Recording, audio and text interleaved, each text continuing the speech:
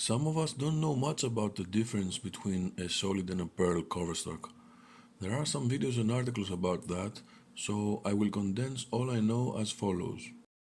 They are both based on the same material, which is a polyurethane substance plus a plasticizer. They then differ in formulation and thus have different reaction and names. Many names. Like a lot of names. In general, the pearl cover stock contains additives that visually make the ball colors look as if they have depth, or in other words, as if the outer layer has some clear material mixed in with the colors. These additives, like the material called mica, allow for less friction on oil and very good friction on dry. Solid balls do not have these additives, but contain particles of glass, silica, ceramics, etc., and usually have more pores to add early traction. So generally they have more friction even on oil, and typically they absorb more oil. This makes them spend more energy earlier and thus have less for the back end motion. Also, their colors on the ball look superficial, like they are on a thin layer just on the surface. This is also a quick tip or way to distinguish balls if you don't know what they are.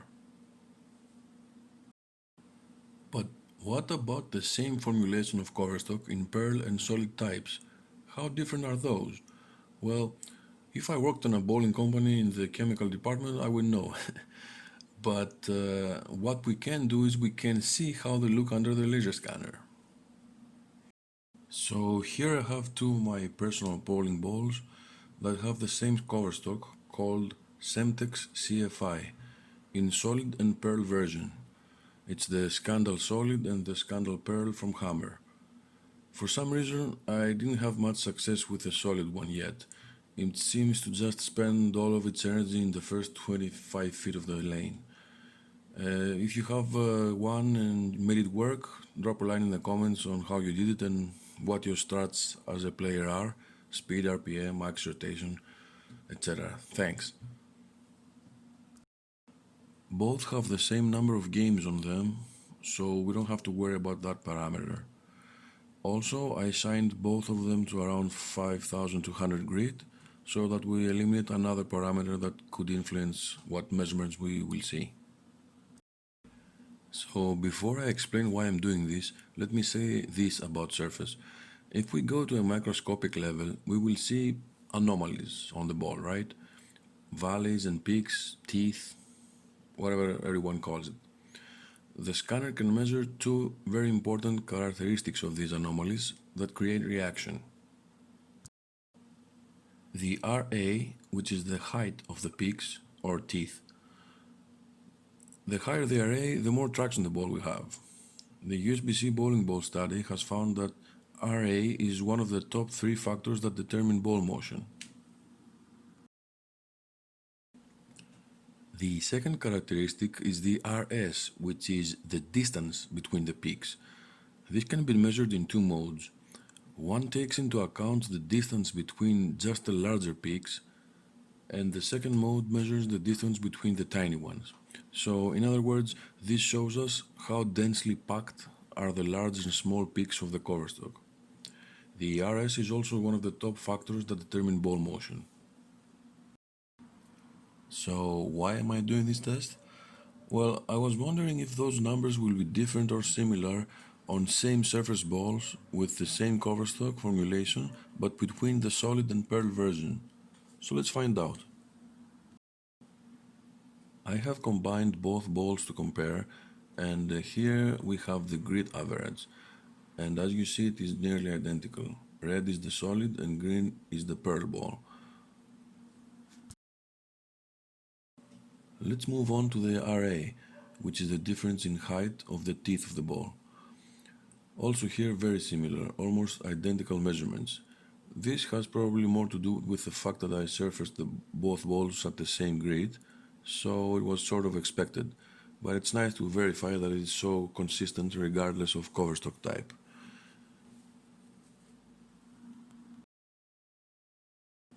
Moving on onto the RS.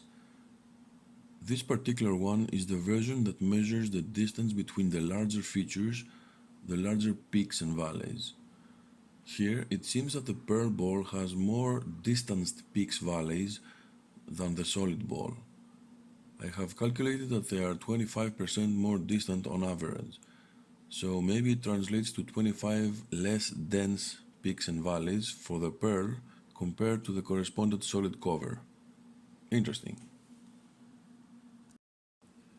Now let's check the final measurement, the one that again measures distances but between much smaller peaks and valleys, almost like zooming in between the previous larger ones to see the small ones.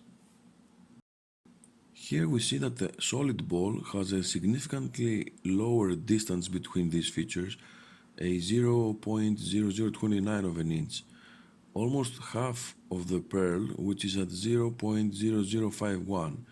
To be precise, the average distance of the smallest peaks is 45% larger in the Pearl ball. Cool. So the larger peaks and valleys are 25% more densely packed on the solid ball, and the smaller ones are 45% more densely packed than the Pearl. I'm no expert on this, but it seems to me that the solid ball is much more textured, has many more valleys and peaks, and this creates more traction early. I find it very interesting that we can just visually see it on the scanner. Now, in theory, if we threw these two balls the same way, the solid should spend energy a little bit sooner, even though it has the same very shiny surface on it. But the difference could be so small that the conditions of the lane or the length of the pattern might not let us see it. Do you think they would have a clearly visible difference in ball motion? Tell me in the comments below.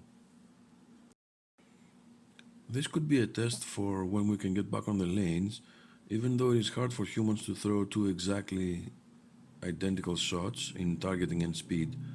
So I'm not sure I can do this test properly.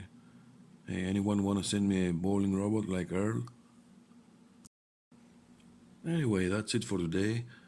Was it helpful or interesting? Well, I hope so, otherwise I wasted several hours. If you did find it helpful and interesting, please subscribe, like, and share it. If you didn't, please do the same anyway. If you want to see a similar comparison with other kinds of cover stocks, please comment below and I'll see if I can do it. Thanks and see you around.